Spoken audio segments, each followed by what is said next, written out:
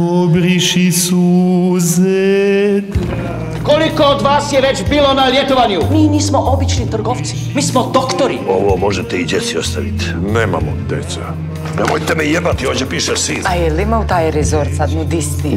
Nema, gospođo, sve smo ih pobjeli do jednog. Obišao sam pola grada. Vidite ove ljepote. Hrvat nije mogao ovdje ući, nije bio Srbin ili komunjara. 30.000 eura za ovo sranje, pa ti nisi normalno. To su Bruni rekli kad je uzu Zolju i stavio ispred četničkih tenkova. Aerodrom.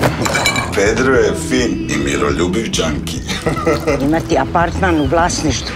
Jako dobra investicija. Majko, došli smo ovdje da uživamo, a ne da kupimo. Jel bi dobili voucher za besplatno letovanje da smo prijavili Bepče? Nikad. Jel da te slikam svega? Molim vas, zbog mene.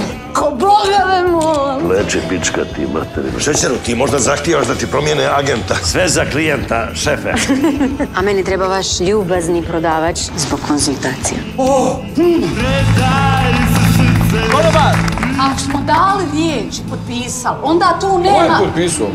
Ti si potpisala. Normalno prespaš rakiju, a djeca u Africi trijezna.